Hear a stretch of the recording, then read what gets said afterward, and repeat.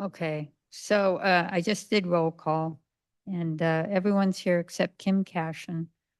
Craig Taylor is online. He's our town liaison, and we have a few people in the crowd, and we have three people, in the online crowd, and we have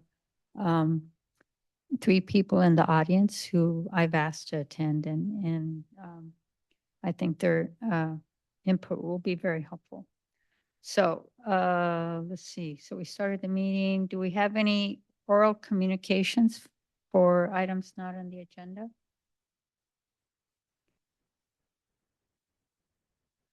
Oh, I have someone in the chat. Oh, that was that. Okay. All right. There are no public comments. So can we approve the minutes of the previous meeting? Jennifer, last month, since there were only three of us, and apparently I can't vote on approving my minutes, so we we had to table that for today. Okay, For both of those dates? yeah, so we have to approve the minutes for both. Oh, I'll second. Oh, And okay. this is for both dates. Well, I guess we have to do one at a time. Does it matter? Okay. All right, so let's approve both sets of minutes. Okay. So that's, according to Veronica Dow, we now have to take an actual roll call every time we vote, or, so, Jennifer, aye. Aye. Who can't do one too? Sorry. Okay, Mary Ann Aye. and Wanda. Yes. Okay, thank you, ladies. Do we have to be present in order to approve Absolutely. minutes? Or what if you watch the Zoom? Does that count? So- Okay. All right. Okay, so now I had an agenda for today, but it turned out that Kim cannot attend, or Kim Gugliacci cannot join us until probably 5 o'clock. She'll be calling in from the road. So, and so I'll move her her fire marshal update to the end. But also, I wanted to discuss a new meeting date and time for 2026. I kind of screwed up the last time I sent out a doodle, so I decided I would just poll everyone here. But the problem was that we were trying to fashion the new date around Kim's schedule. So Kim Gugliacci. So we'll have to wait on that agenda item as well. So let's just, so the other thing on the agenda is to finalize the goals. So I will, yeah, Conservation Committee update is Conservation Committee update is on the agenda. And I suspect oh, wait a minute, I'm sorry. Forget I was reading the wrong part of the agenda. Go ahead.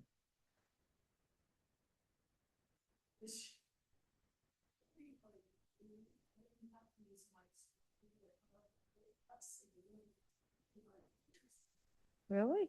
So we can't hear you guys. We can hear MJ, but everybody else probably needs to be closer to the mics.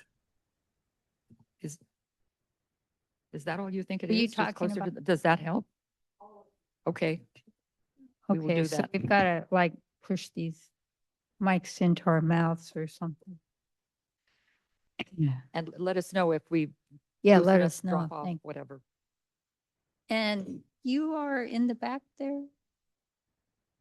Oh, Ward, hard to recognize you in person.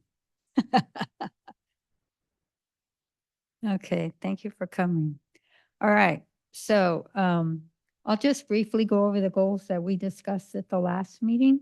These are kind of like what's in the minutes, but I've kind of tried to clean them up a little.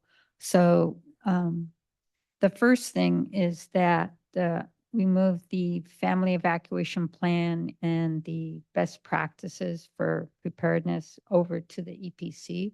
so that the wildfire committee can focus on wildfire mitigation and not evacuation preparedness. And EPC is Evacuation Preparedness Committee. That's the emergency. Emergency Preparedness. Mary sorry. Ann's on committee as well as Kim Cashin. And so actually, Kim, or maybe you were supposed to mention that at an EPC meeting. Did you guys bring it up? I don't think this was on there, but we do know that in that committee that we're doing the evacuation. So what were we supposed to mention? That you are not doing it? Yeah, that we're not, Yeah. as far as that and like the WPV ready liaison would really be EPC and not the wildfire committee. Actually, we talked about the liaison. That's Yeah. resolved. Yeah, but we can bring that up again. Okay, thanks. Sure. All right. So getting on to the next page of goals, we're going to do home vegetation management. One of those things is to create a vendor list, and Rebecca Flynn has asked the town manager about getting attorney support because there's this question about what we can do and blah, blah, blah.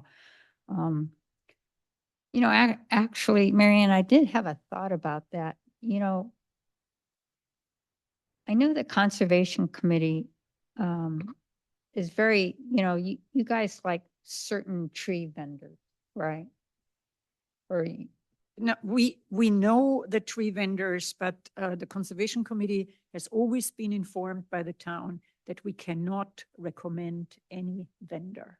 So the Conservation Committee is not having a list of tree trimmers or anything because we are not allowed to recommend any vendor. okay. All right. Well, I guess we'll see what the attorney comes back and tells us. So, Yeah. so MJ, I just want to point out that when we did the wildfire fair, our current attorney, Carla?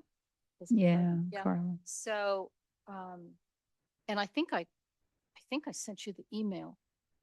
She said that, yes, we can have a list of vendors if we use it's all there in the wildfire fair brochure. If we made a point of saying we are not recommending these people, but that these are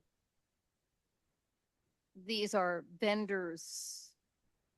I mean, we had made sure that these were vendors that used sustainable conservation-wise practices and understood Portola Valley mitigation guidelines. And so there is a way that as long as we are very, very clear that we are not responsible for recommending a vendor, we did produce that list. It's absolutely correct.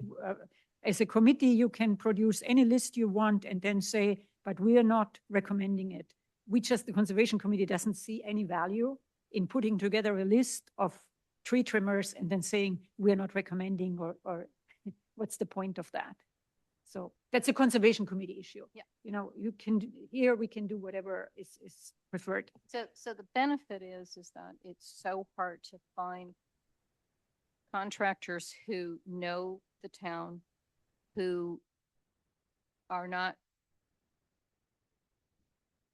are reputable, and they know that they're on the committee list, so they're going to give you a good competitive price. I mean, there is a real value about vendors who want to be known in Portola Valley. I don't disagree with you. What the Conservation Committee's experience is. So we all know, who the key good tree trimmers are. We all know them. One of them is just down the road, but we can't say that. We also know that there are a number of tree trimmers who are really liked by the public because they are relatively good in price. But most of the time with tree trimming, you really get what you pay for. So you can put together a list, but there will be what you would think are really reputable companies.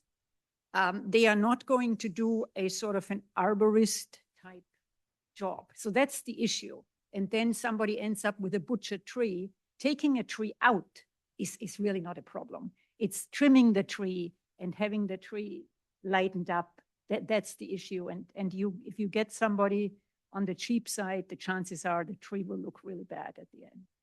I agree with everything she said. I'm just wondering if we could have like a wildfire committee list of tree people and a conservation committee list of tree people. And The Conservation Committee will not put together a list of tree people. This is, we will not do Okay, that. all right. Okay, moving on. So home hardening, I will put together a list of easy to achieve practices. And then the next issue is updating the wildfire committee webpage. We haven't updated it since the wildfire fair, whatever year that was, 2023? Yeah, the last one. And so Rebecca has asked Darcy about getting our webpage added to the resource list for the town. And she told me today that the town is opposed to the committee members updating the page themselves, which is, well, I had to ask. Anyways, okay. In Silicon Valley, geez.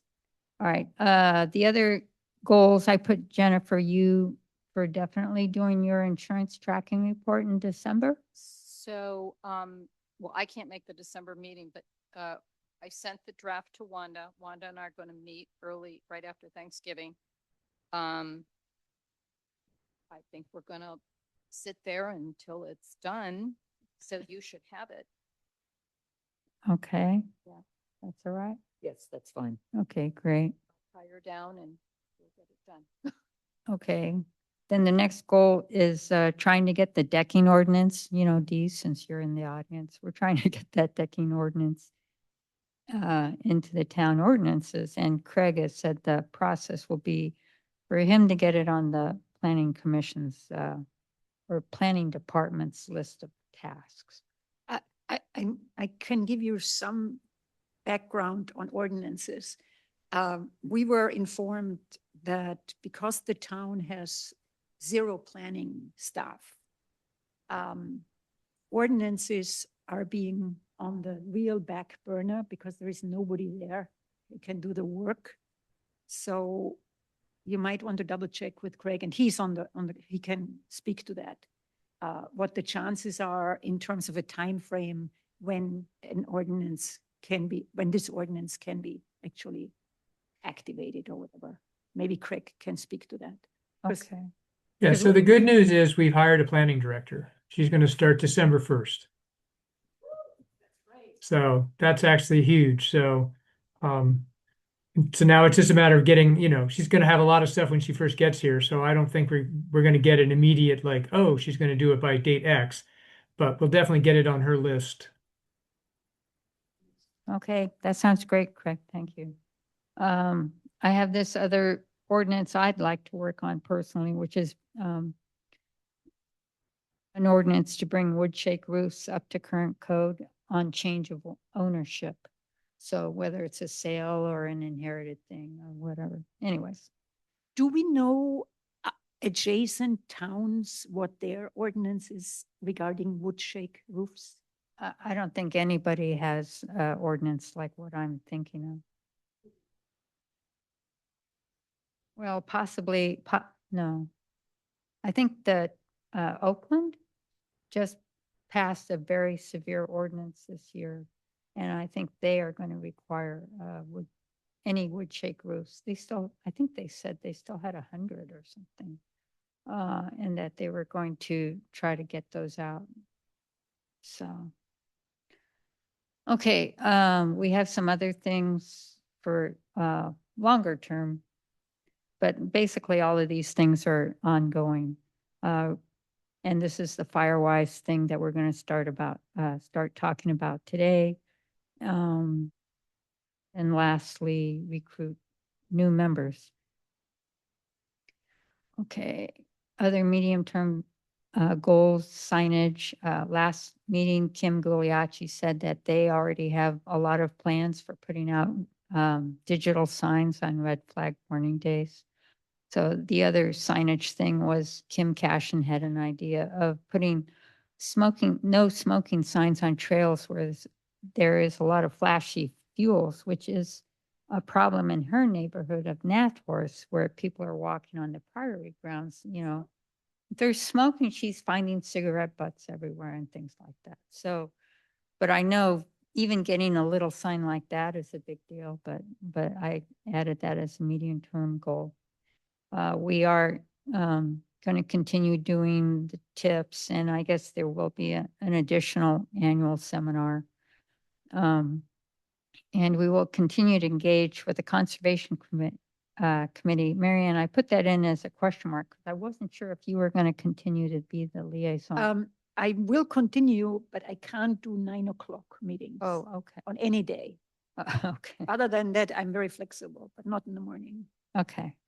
All right. So do we need to, we should approve these goals, or you guys, we should discuss them, I guess, or have we already discussed them enough? Thought this was decided last month. We didn't actually vote on them. Should Oh, we we have take to a vote. vote? We don't have to vote on that. We don't have to vote on them? No, I don't think because so. I think it's continuing conversation and working on them. Not so Oh. much taking it, making a list. Well, I just feel like if we don't vote on them, I feel like I've made this list on my own. Oh. So I would like to see some group buy-in. Well, I think it's comprehensive. Does it have the Firewise? Yeah, It does. yeah. I don't know that we need a vote, but if we need a vote, I would move to accept this list as the working document Oh, that's for a good phrase. 2026. Okay. Why don't you take over the chair of this committee? Never. I think Dudley has a comment before we take a vote.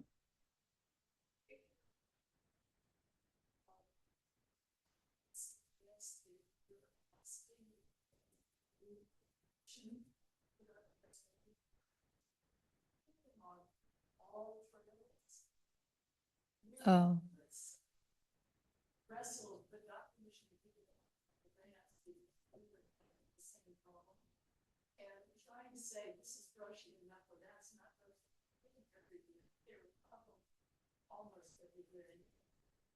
Wow.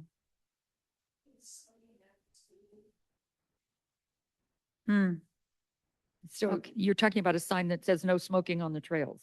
yeah. There's already a bunch of little signs, right? So you're just saying yeah.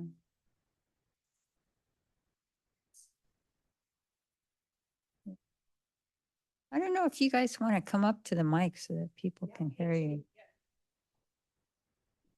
I hope it works. Lori Duval, can you hear me? As far as putting little no smoking signs up on all the trails, what I've learned in my years here doing all kinds of safety things is that signs don't really help. It's just putting up more signs in town. So unless there are signs with repercussions, if you are found smoking or something like that, or found speeding, yeah, there's repercussion there's a consequence if you're speeding, if the deputy is there to catch you. So, but signs on all the trails, kind of just more visual clutter. I'm not sure signs are that. Actually, that makes a lot of sense.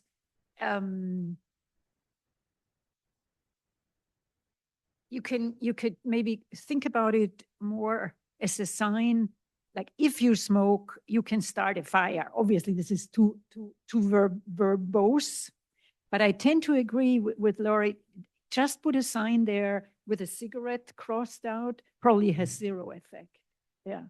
Then we would have to have an ordinance in town that nobody's allowed to smoke on a trail. What would it take to get an ordinance where it's like a $500 fine if you're caught smoking in a no 5 smoking? years? not I'm so 5 cu- years, but I mean, what would it take? I mean, to get that passed? 5 years. I don't know. And Craig can answer that. Craig has experience. But then the problem is, how do you police it? You Citizens don't, arrest? you don't. We, It- we have no staff to police. Yeah. Okay. But then at least people might pay attention if it said no smoking, $500 fine. It might deter a child, or somebody might take a picture and report them. At least there's a penalty associated with it. We have the no littering. We have the signs, littering $1,000. We have those signs at certain places. So maybe that would be to research how that happened. And Well, wouldn't throwing away cigarette butt be considered littering? So maybe could you put a sign, $1,000 penalty for smoking? Because, well, no, because it would depend if you threw away the Okay, well, cigarette. okay, guys, that's great. I didn't want to actually, The question I have is, if they put up these littering $1,000 fine, wouldn't somebody like to know if it's actually having an effect? Like, have they ever caught anybody and fined them $1,000? maybe we should have a subcommittee that works on the signage. okay. Well, that was a good discussion, but if we could go back to the idea of taking a motion to accept this list as the working document for the year. Yes. Okay. Can I have a motion and a second? Oh, second, sorry. Okay, we'll take a vote. Sure. Aye. Okay, all three of you said aye, and I say aye. Thank you, ladies. All right, so let's get into the reason why people are here today in the audience. What our goal is to find more Firewise leaders. We're going to have an open discussion, which means it won't really be taking minutes. And if we get any thoughts, I was hoping you guys could help me by writing down on note cards what the thoughts are. I actually made those little note cards myself because I found out I didn't have any in the house. Do we have information on how the existing Firewise block leaders were recruited, by whom? Oh, actually Patty Deuce is online. She could talk about it, but so we'll get there. Okay. Okay. So next, why are we using Firewise? So the bottom line is that Portola Valley has to reduce its wildfire risk. You know, if we want to solve the insurance problem in this town and the wildfire danger, we have to reduce the risk. That's the only solution. We have to harden the homes, and we have to do defensible space and zone zero. Now, I've done a lot of research over the last 5 years about motivation and how you get people to do things. And the general consensus is there's really just the two ways: enforcement or community neighbor to neighbor interaction. And with that comes leading by examples. You know, people look at like, who should I use an example? Like they look at Jennifer and they say, look what Jennifer's done, and I want to be like her, and I'm going to do what she does. That's the kind of thing that will make the community safer. So Firewise is from, you know, the NFPA, and it's a framework. It just gives you a way for neighbors to get organized. And then, you know, they do have documents, but there's documents everywhere. So you're trying to educate your neighbors on what needs to be done. In our case, we would concentrate on the fire district's ordinance, the vegetation ordinance and home hardening. Okay, then the other thing that the Firewise leader has to do at the block level is encourage people to do mitigation and report it annually. And NFPA has just minimal requirements. It's just 1 hour or $30 per person per household per year. So it's really a small amount, really not to, you know, that's not going to make you safe, right? But it's just to lower the barrier for people to join this kind of community. And what we know for sure is that when you get your neighborhood to mitigate across your neighborhood, this actually will reduce the risk. So you can't reduce the risk by just doing your own home. You have to do, everyone has to do their home in your neighborhood. And as you get neighborhood next to neighborhood and it continues on, then you end up getting a more wildfire safe community. So this is why Firewise. Now, just recently, I just read a report that came out this month up in Tahoe, Donner, where here's again about motivation, where they said 76% of the people in this community saw neighbors or public officials taking action over the last year. And of those, or 39% across the board said this prompted them to take action themselves.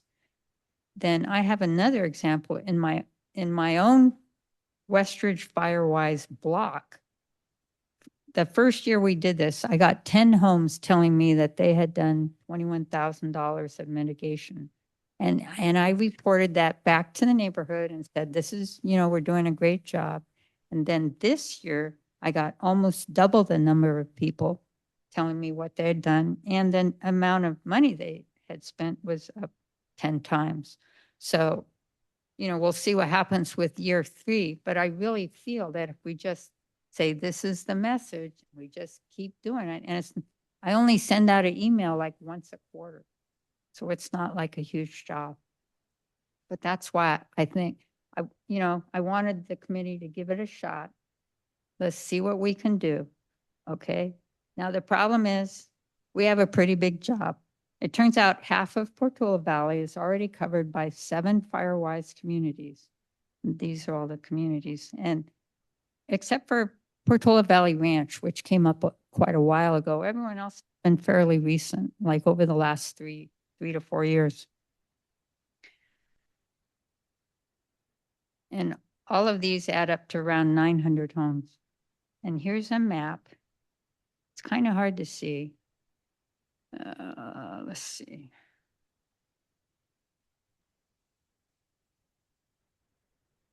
Nona Chiarello did this GIS map for us a year ago, so it's not quite up to date, but you can see all the green is current Firewise communities in Portola Valley. So we have all of these areas that need leaders. And plus Firewise, Westridge Firewise is such a huge community that we actually need more block leaders there, because Patty Dew started with members of her HOA, but there's a whole section here, like my neighborhood, where we're not part of her HOA. And those block areas, people don't even know they're in a Firewise community because they don't have a block leader. So we need to fix that problem. You are mixing up 2 neighborhoods, Westridge and Central Portola Valley. And you and we are in Central Portola Valley, and I would divide this. There is Westridge, which is very clearly defined by the homeowners, and then there is Central. Yeah, they're not, in the case of Westridge Firewise, that's the name of the Firewise community. It's Oh. not really talking about central not PV. the physical, because Yeah, that's it's not the- confusing. Well, I wasn't, Patty could speak to this because she's online, but I was not part of how this community was formed, but I believe that Chip Swan, he didn't want he said that CAL FIRE did not want holes. They don't want little patchwork things. And so he just kept growing it until it was like, like you see in this picture, smooth lines. Anyways, but I think going forward, like that was Chip, but I think if it's our committee, unless CAL FIRE has an issue, we're gonna go with what makes sense. Because the disadvantage of having a really big community is you don't have the block leaders. So I think it's just gonna come down to who we can get to do this, and then how do we organize them? Okay, let me get this back down. Oh dear. Sorry, I zoomed in that photo and now it's not. There we Are go. these slides available to anybody else on the committee? Not yet. I just did them today. Oh, okay. Thank you.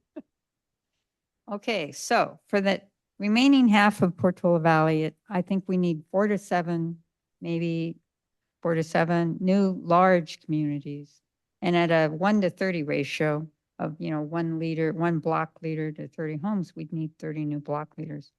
And I made a list of these communities that are not in Firewise, but actually I don't know all the names of all the communities or neighborhoods, so. Oh, you see some I've left out? I could type them in right. Okay. And then, like I said, Westridge needs more block leaders. Okay, now actually everyone in this room, I think, knows what Firewise is, well, except Ward, who just came on board like a week ago. Hi, So- I'm attending on behalf of my community, Blue Oaks, and I do not know what Firewise is. I mean, I have a general idea, but could you give a quick overview of what's required of these neighborhoods and to become Firewise beyond having a block leader, which you've referenced today? Okay, yeah, I will cover that on the next slide. It's a little loud.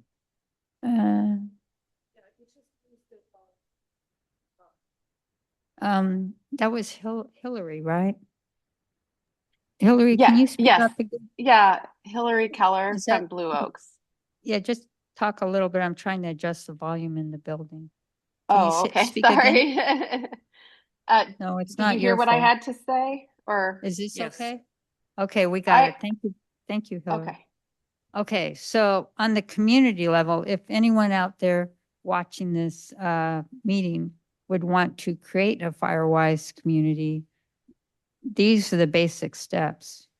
You define your community size, you make a map, you create a board, you do a risk assessment of that area, and the fire district helps you with that. And then you create a 3-year action plan. What are you trying to accomplish over 3 years?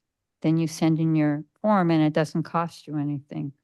And this is a link to the NFPA site.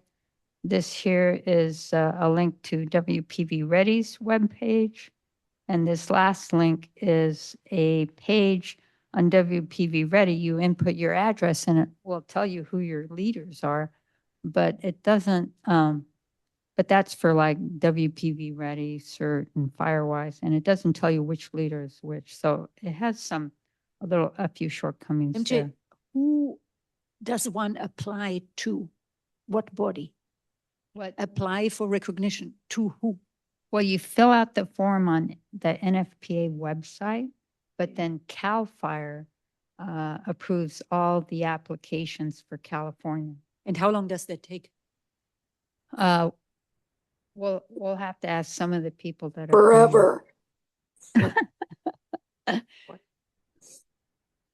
It took you 3 months, David? Hey, Carlson, if you just Google Firewise, you'll get a link or a direction to how to get to all this information.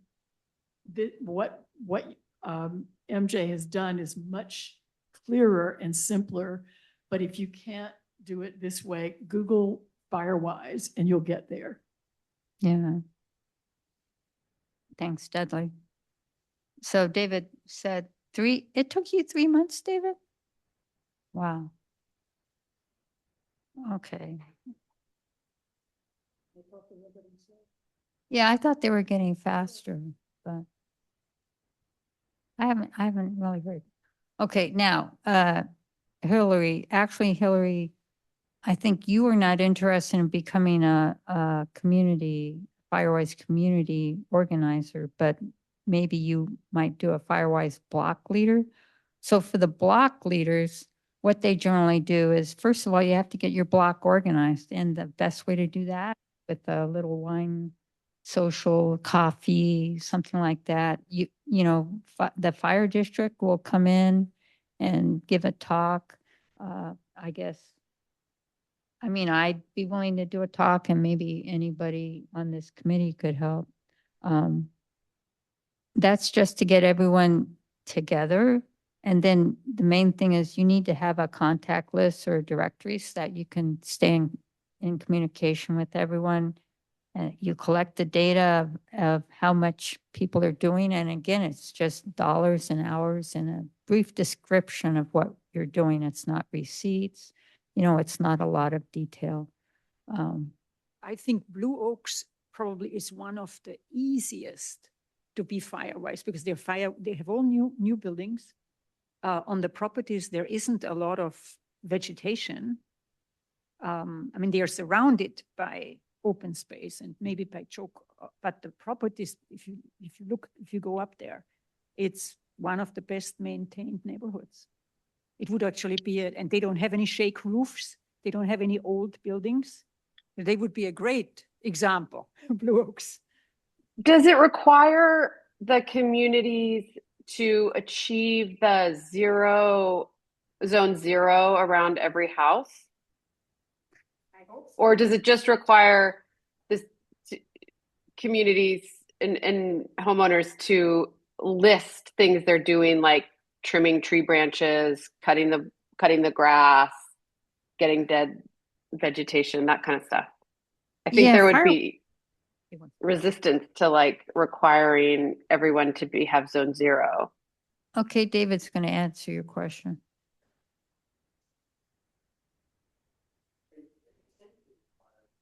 Oh, I can't hear. You're not on Okay. there. Oh, yeah. Firewise does not require you to meet any standard.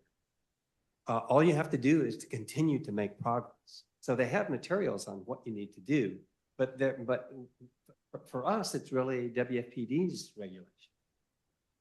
There's nothing in Firewise. They tell you how you can protect your home and what you should do generally, but there's no requirement in terms of qualifying for Firewise or in achieving recertification for Firewise. It's simply that you have to show effort and make progress.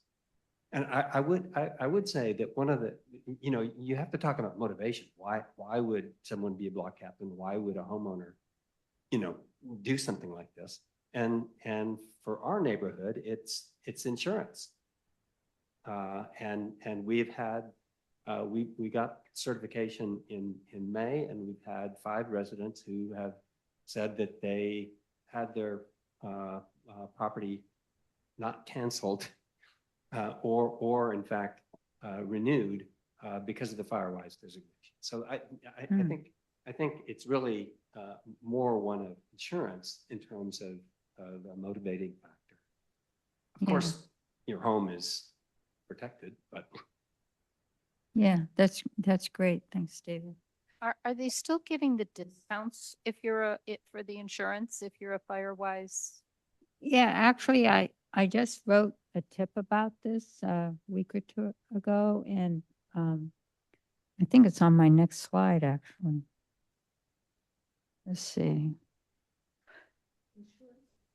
Yeah, so this woman that covers this insurance stuff, she did this nice little report, and she listed 15 admitted California insurers that are giving discounts for Firewise.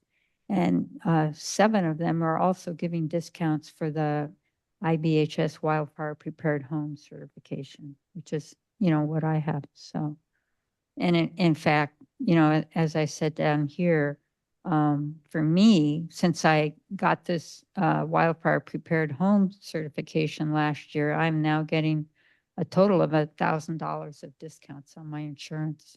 Can I ask you a practical question just personally? Yeah. You told me that my house is Firewise because of my address.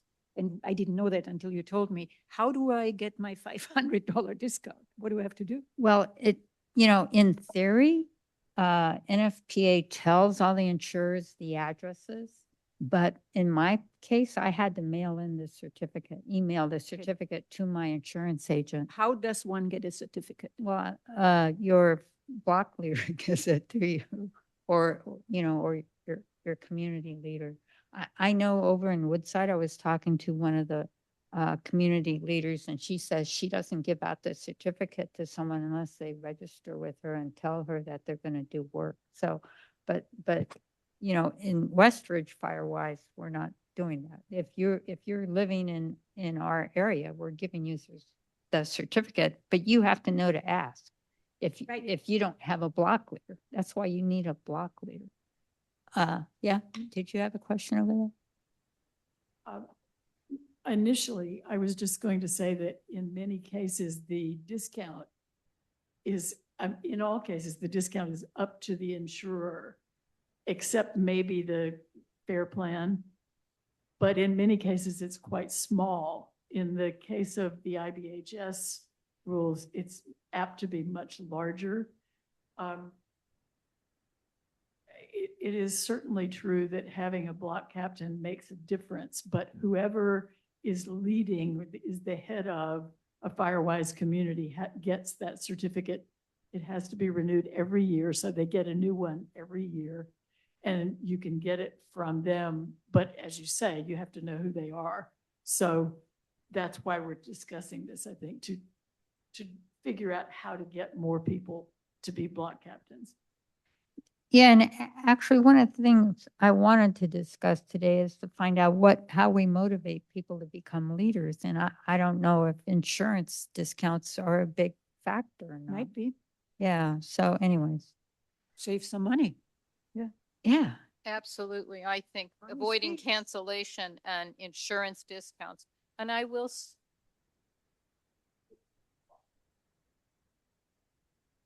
That's true. but, Yeah. but I will say it's usually enough for, in my case, to just tell my insurance agent I'm a Firewise community and they look it up on the database. So can I make a suggestion of how to get more people? So first of all, you have to be very clear about the time it takes, and you have to be very clear about what they have to do, because people are afraid to volunteer. But in this room, I have heard two really great mentors. And mentoring, when you learn to play bridge, one of the things they do is they have a list of experienced bridge players and they assign you a mentor to get you used to playing in competition.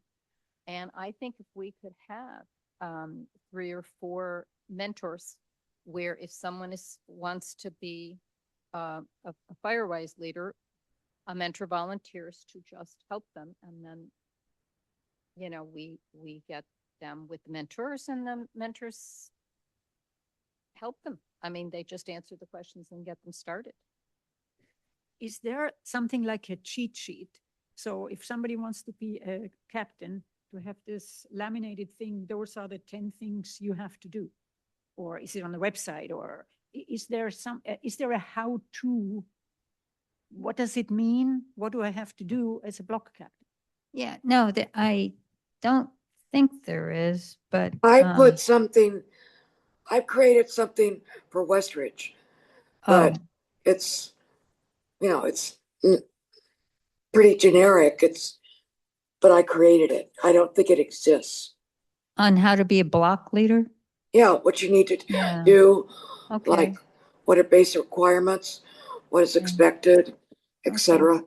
Marianne, could you write that down as a suggestion? Or someone write it down? I have a Yeah. comment. Yeah. If we're discussing goals for 2026, No, we're done with that. yeah, okay, this is, what we're doing right now is work a committee or subcommittee ought to be doing during 2026, which is put these working pieces together. Yeah, actually. Yeah, because we don't have a Firewise subcommittee and, we only have 5 people. And I thought it would be something we tackle as a committee.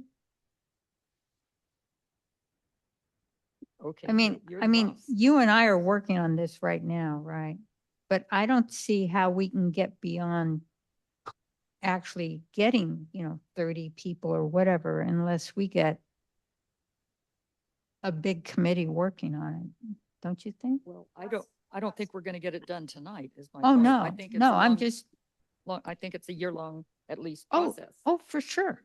For sure. I mean, look, it took 3 or 4 years to get these 7 existing committees.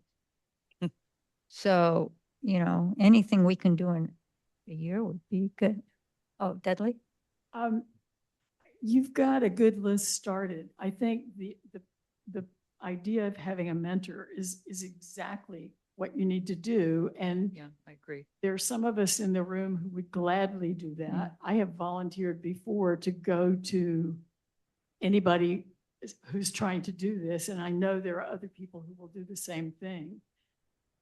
To the question of the cheat sheet checklist, I think that is something that each Firewise community has to develop for itself. And what we did at the ranch was initially just to ask for volunteers in our community who would let their property be an example of what needs to be done and then do the work so that neighbors could see the before and after. That was the very beginning. We were the first Firewise community in San Mateo County in 2010. And it took us at least 5 years to get going. Once we got going, though, and had a majority of our neighborhood in the program, then we created a fairly detailed handbook of what we expected the community as a whole to do, because we do have a community of a homeowners association, which is a huge advantage, but you could do this in any kind of a structure. And each handbook then says you have block captains or neighborhood captains, and you even have street captains below that, because we're that large. You wouldn't have to in a small neighborhood. But I think as well, it's remarkable that in the amount of 2 or 3 years, you've gotten half the town already into Firewise. And so brainstorming how to get the rest of the town join in, knocking on doors, calling up neighbors as a start, and certainly having mentors, I think, is a great.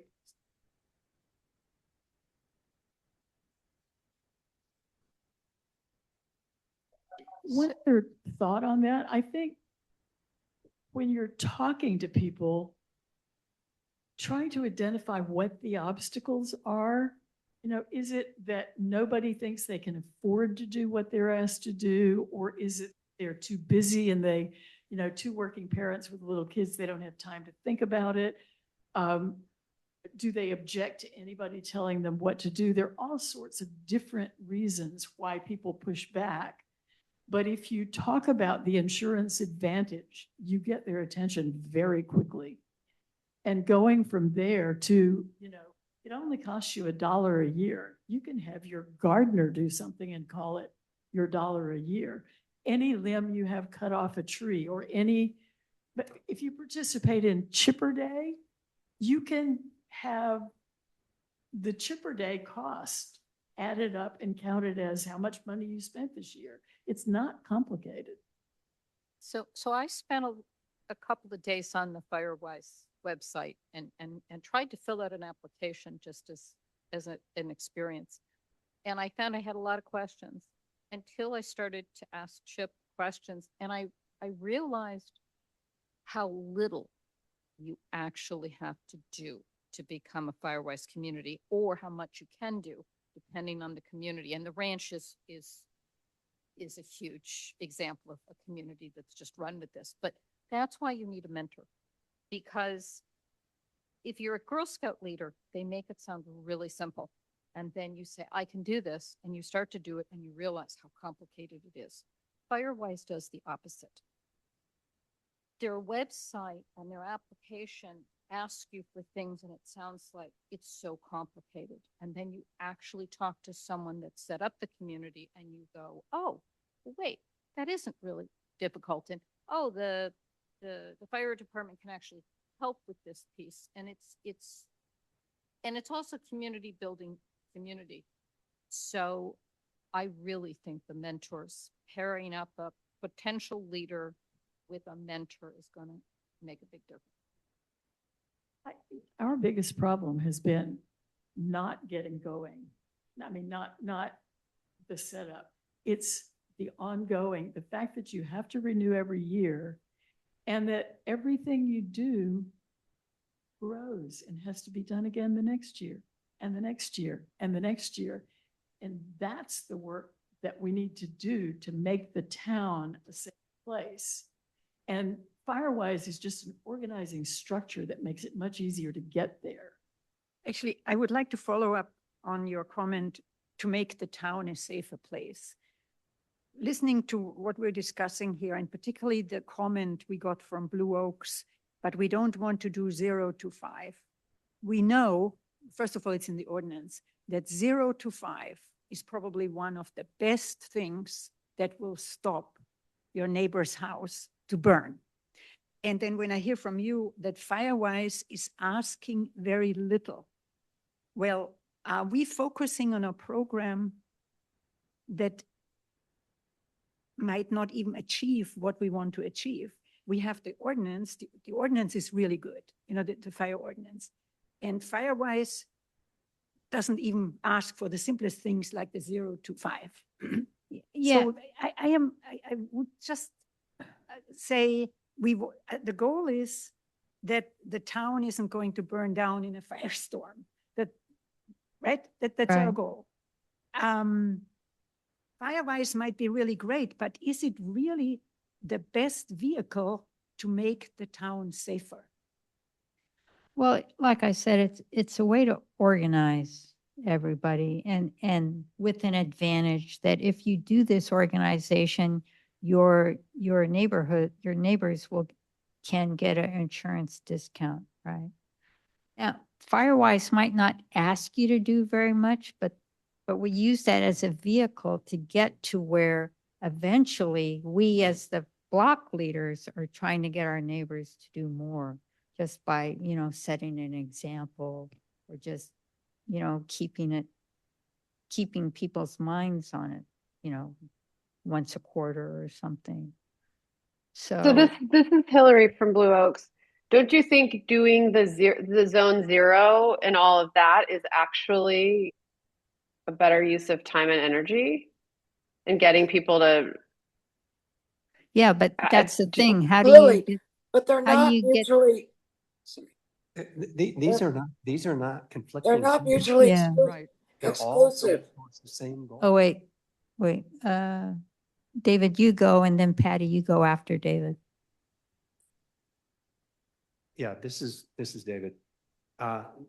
There's no conflict. Firewise is a framework. The insurance companies honor it, and the framework is do things better. Our core goal here is to make it safer. And I found that the best response I can get with neighbors is to go around their house and say, you don't want this will cause that window to break. Then the fire gets in your house. These are under the eaves. This is not something you want.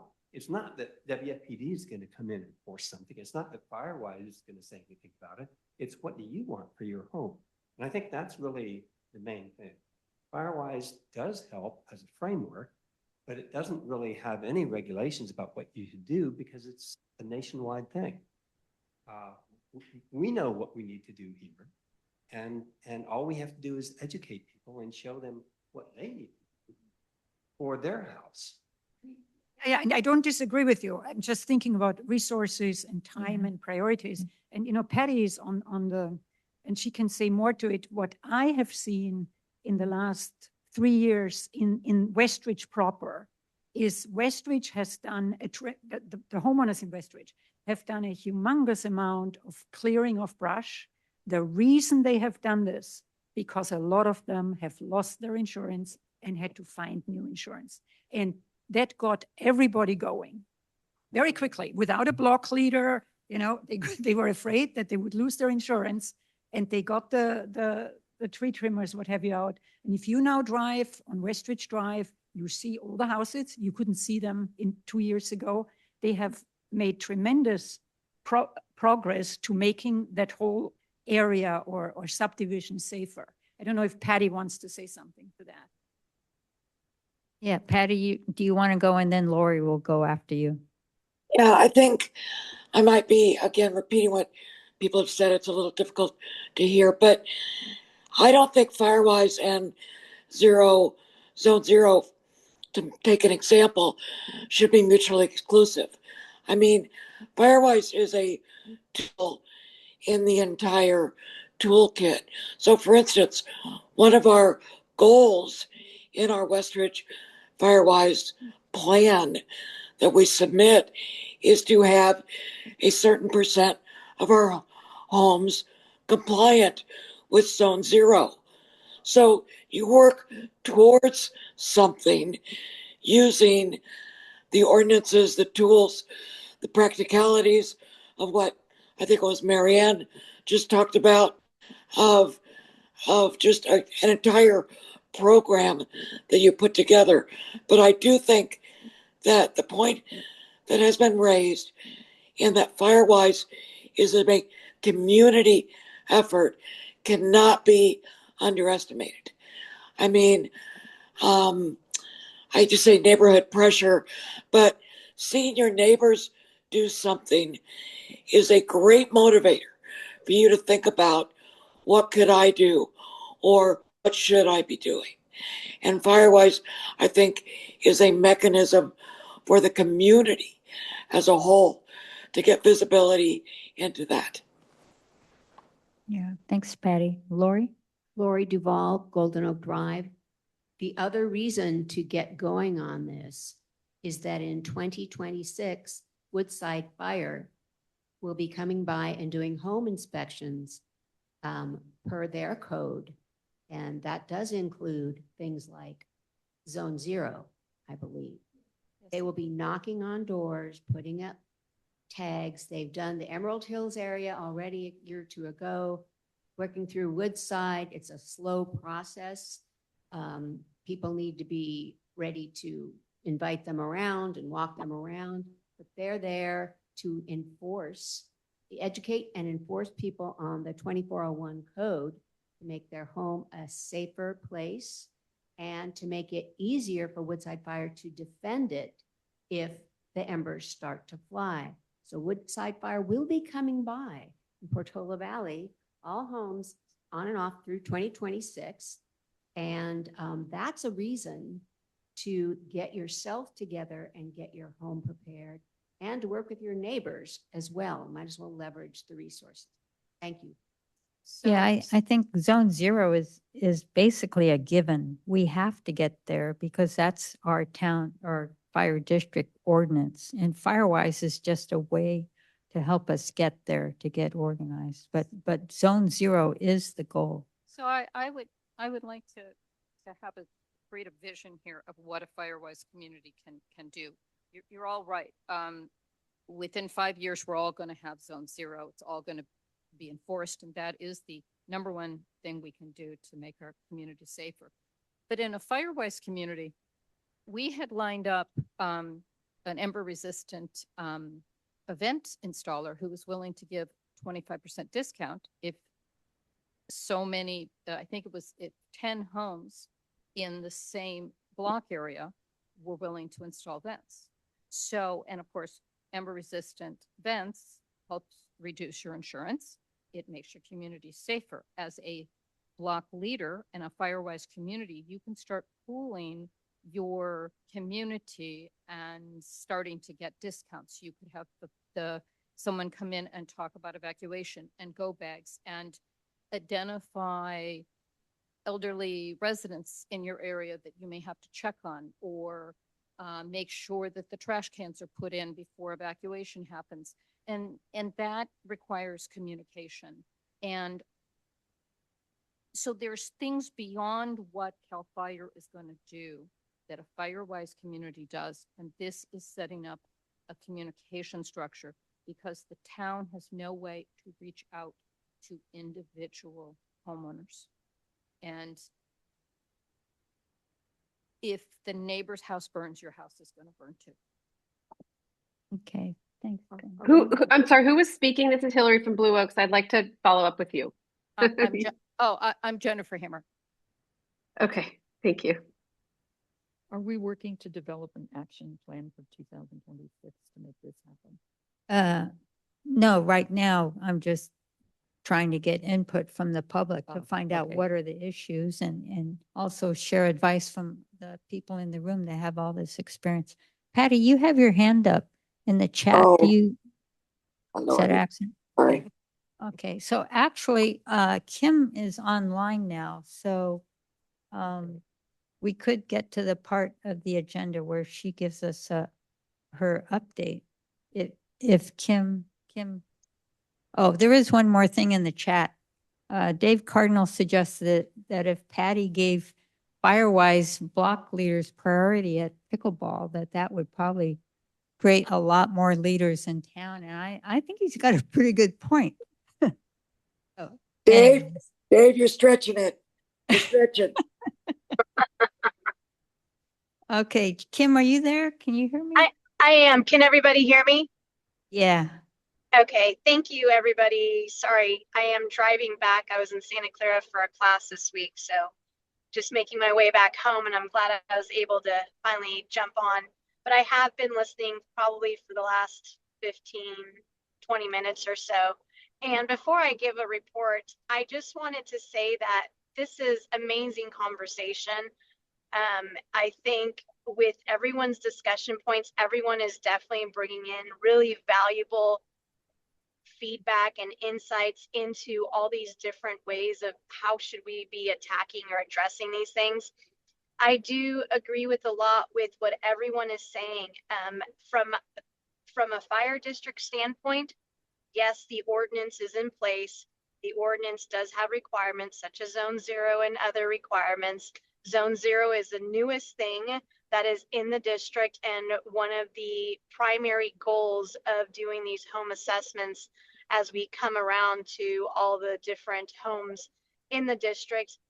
But with Firewise, the big thing with Firewise, as MJ was saying, it is a vehicle to organize your communities. But it also, more than that, it puts communities to basically it's like you have each other's back. You're setting these goals that you're trying to accomplish. Whatever one goal it is, it doesn't have to be a lot, but that's part of the plan, is setting these goals. And if you don't have a goal and you're not organized, you just have people doing all sorts of different things or not, or it just kind of gives direction and focus, and residents and neighbors can support each other, because the ultimate goal is to protect your structures, to have something to come back to if there is a wildfire. And what makes it important is that you guys are doing it together, and you're protecting each other, and you're looking out for each other. And that's kind of the point of Firewise. It's also huge as from the fire district, because it is very difficult for us to get in contact with every single resident in the district. So when there is a Firewise setup, it makes it really easy to either talk to that specific Firewise leader or those block captains and be able to disseminate a lot of information and get in touch with residents and pass on important messaging. So that's a really big value for the fire district, for these organized communities that normally we wouldn't be able to do a lot of outreach for different reasons. So anyway, I just wanted to touch really quick on that, because I think everything is very valuable. I don't think there's nothing that can go wrong, or there are no disadvantages with becoming Firewise. It all depends on what you want to put your focus on. Whether an insurance, yes, great, it's a great attention getter, but it's so much more than that. It's about building that fire adapted community, which is basically the ultimate goal. So anyway, as far as updates go, and if anybody has questions, we can discuss, or offline or whatever, you can follow up with me. Happy to discuss further. But as far as updates, I think, and I'm not sure how you have the agenda set up, MJ. So was one of the talking points the DSA? Yeah, that was one, but actually the first one is to see what's your schedule so that we can figure out when to hold meetings in 2026, assuming that you want to attend them. Oh, yes. My schedule is, I work Mondays through Thursdays, and I work from 7:30 to 5:30. Just those are my upfront hours. So anytime in that time frame, that if you're able to meet at those times, obviously I have gone to meetings that are after the fact. Some meetings are like at 6 o'clock, which is after my time, but I do appreciate when committees are able to make it at the time that I can actually attend, and it's during some of my work time, because I already put in a lot of overtime as it is. And because I'm exempt, I don't get really compensated for that time. It's just, I'm just giving my time up.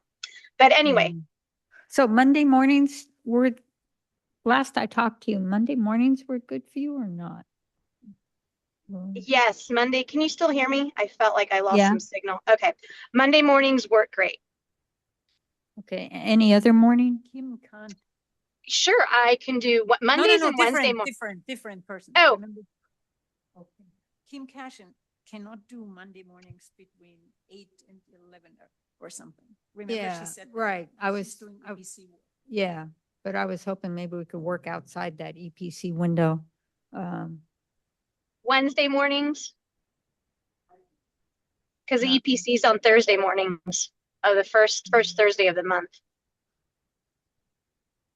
Okay, well, all right. I guess I'll try to do another doodle, but this time I'll try to get it straight. Sorry. Okay, Kim, do you want to do your update then? Sure. So I'll start with the DSA. So the defensible space assessors, I think this would be an amazing program. And it is one of the programs that Woodside Fire would love to support and bring forward with partnership with the Wildfire Preparedness Committee, if that's something that can be added as one of those initiatives for 2026. And the reason for the program is I think it would be really valuable. And again, this is where Firewise comes in handy, is because it's an organized community and you can have your own DSA people within your community who are helping residents basically get in front of the fire district before we come through, kind of already educating you and raising that awareness and helping you prepare for the inspections that are going to be coming. But it gives everybody a jump start with people who already know what we're looking for. And with that way, when we come around, it's already something that's expected. They already know what to do. And now we can start giving more additional recommendations and support. So I think it would really help over time to build that program in. And what will be great is because once we kind of get this program going and we assess once every 3 years, the DSAs can still continue, maybe annual, whatever program they want to develop for their community, for their neighborhood, is to keep it ongoing so that everyone stays on track. And it's already, a set out plan so that you don't feel overwhelmed with so many things, at doing one thing at a time, a couple things at a time, and you can budget out your what would be needed to do over a period of time so it doesn't feel so impactful. So that's one great program that I really would like to support and start implementing, but it would, it takes time, and I need the resources to do that. I just don't have the manpower within the district to be able to build the program. So it would be great to have some assistance Okay, and get some more DSA people. Yeah, I'm really glad to hear that. I was thinking, Kim, that maybe I could meet with you and include the other DSAs that we have. There's 4 of us in PV. And we could figure out how to do like a pilot where we're doing maybe 4 neighborhoods in 2026, 4 Firewise blocks or something like that. Does that sound good to you, David? And it would include Ladera, not just PV.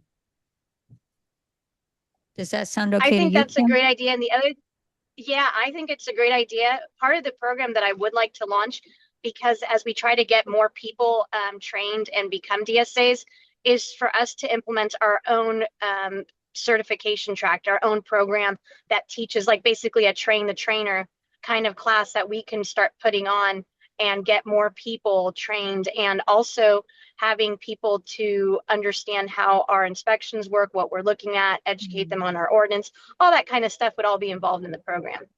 Yeah, that's a good idea, but I know something like that takes a long time, and I'm just thinking as just a quicker thing, just to see if it would even work, that if Sure.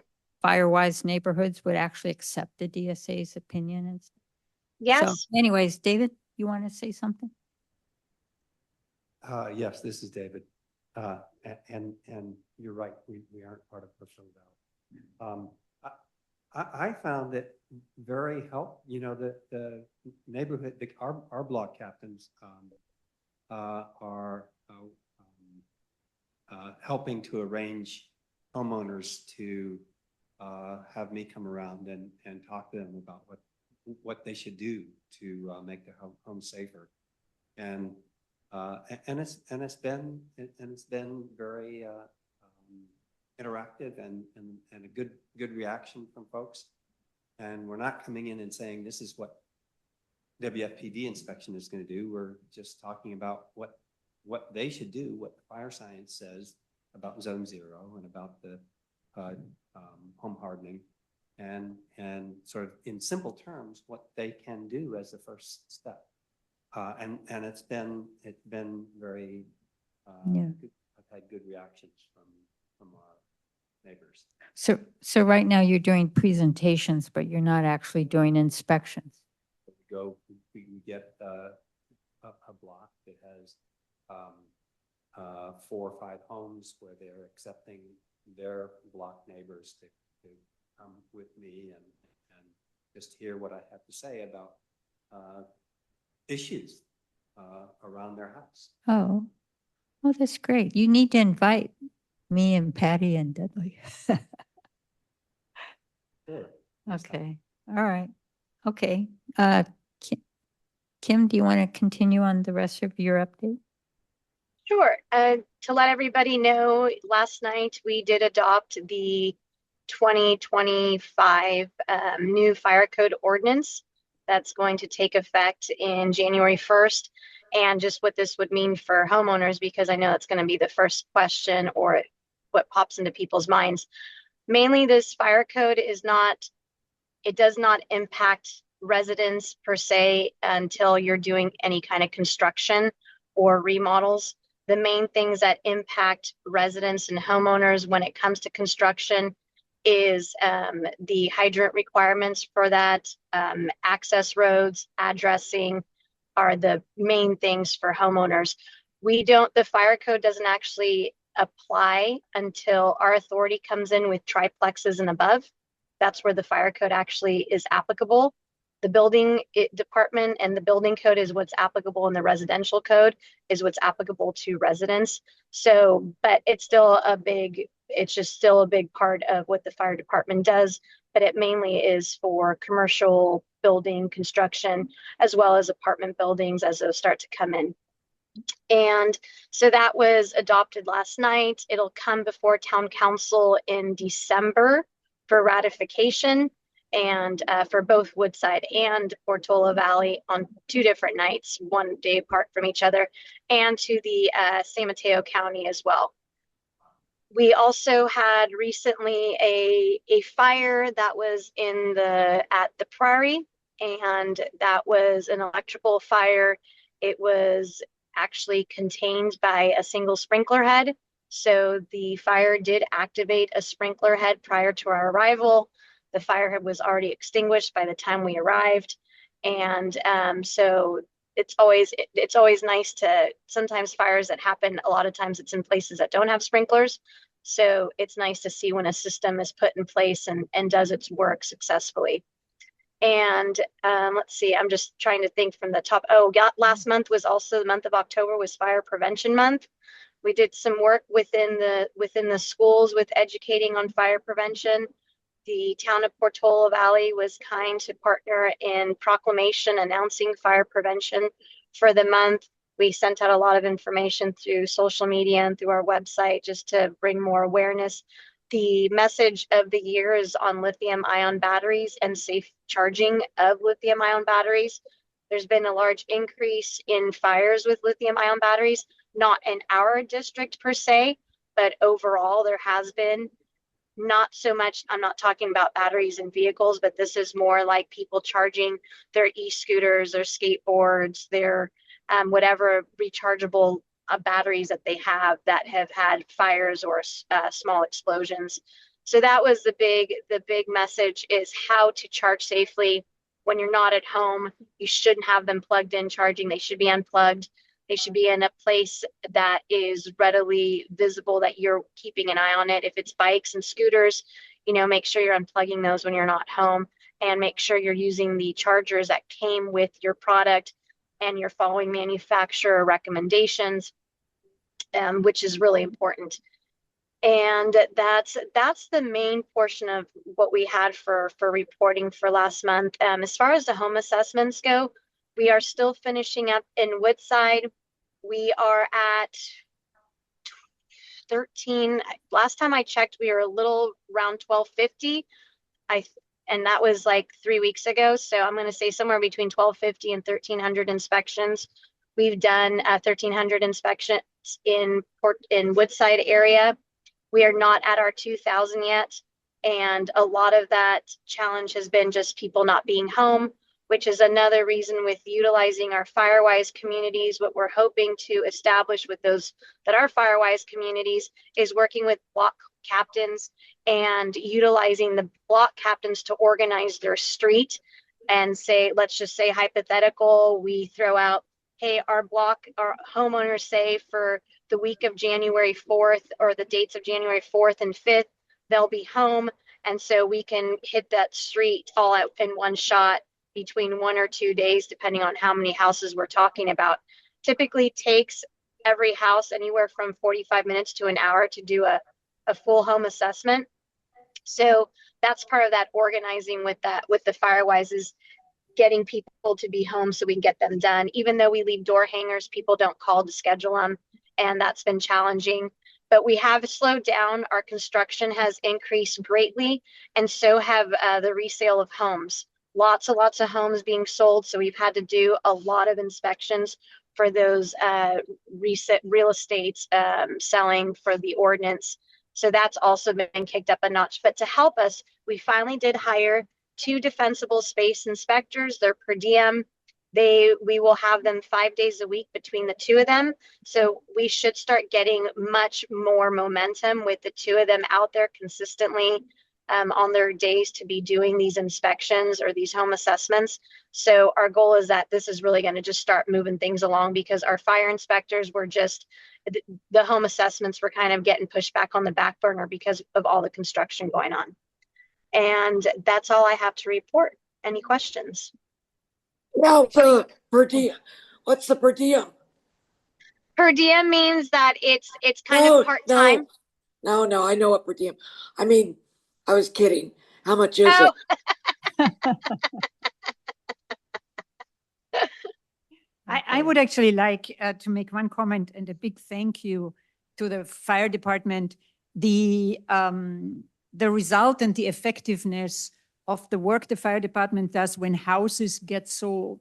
I'll give you a simple example. On Cervantes, there is a very old house that got recently sold, and it has an inner courtyard, and it had a very, very old pine tree that had lots of big branches that were touching the roof, that were overhanging the roof.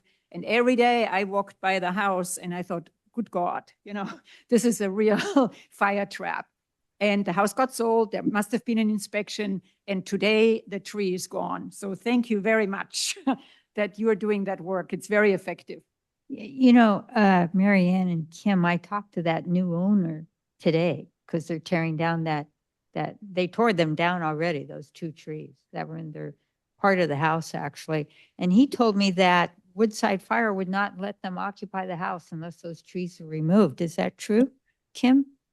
That does not sound true to me. I have not heard that. The Oh, only well, time we don't let homeowners occupy the house is if the house is under construction and it's not safe to live in, or if there's unsafe conditions where we end up having to condemn the house and not allowing people to live there. But that has nothing to do with vegetation surrounding. That's more like a direct life hazard within the home. Well, he did say it also had some asbestos. It had asbestos ceilings. I think this is a tear down. I think this is a complete tear down. Yeah. But anyways, okay. Yeah. Okay, so if this is the one, this might be one where there was a lot more going on than just the trees.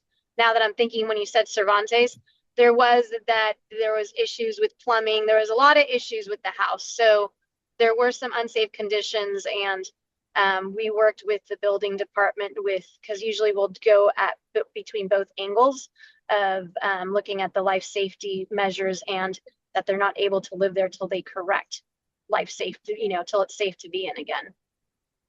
Well, Okay. it was very effective and thank you very much. Yeah, I was very happy to see you. Okay, I just have one more question for you, Kim. So as far as that Fire Safe Marin landscaping book, I did get a quote from Marin where they said they were selling them basically for, you could get 25 copies for $350, 50 copies for $665. I was wondering, Kim, did you consider whether or not the fire district would want to fund that? I did. I looked through the book. I thought it was a great book, well illustrated. And the pricing was in the email, so I was able to look at the price. But yes, that's something certainly that the fire district, we're looking at adding that to part of our literature and getting that ordered for residents, not for residents as a whole, because that would be a lot, but more to distribute, if we can do by, whether it's through Firewise group leaders or through neighborhoods, that it can be shared and utilized. So we'll have to see a good way to get those distributed, and how we can utilize them, or, have copies at the library. People can check them out at the library or see them, have them. So we'll have to look at a good way to distribute, but it is something that we're looking at purchasing. Okay, great. Kim, are you thinking of having a link on the Woodside Fire website to that document? That's a great idea. We can do that as well. Yes. Yeah, Okay. do that, because that's actually how I found it. It was a link from the Los Altos Fire Department. Yeah, that's an Okay. excellent idea. Yeah, okay. So let's see, it's almost 5:30, so I'm gonna table, unless someone has something they want to say, I was gonna table all the subcommittee reports, okay? And then our next meeting is Wednesday, December 17th at 4, so do we have quorum for who's not here besides Jennifer? As far as we know, we have quorum, just missing Jennifer. And the agenda will be, well, we just finalized the goals. It'll be the insurance report, and also we have to have elections for next year. So that'll be mainly it. And voting on a new meeting time. Okay, so can I have a motion to adjourn? Okay. I'll second it, I guess. December 17th. Okay, and I guess we don't need to vote.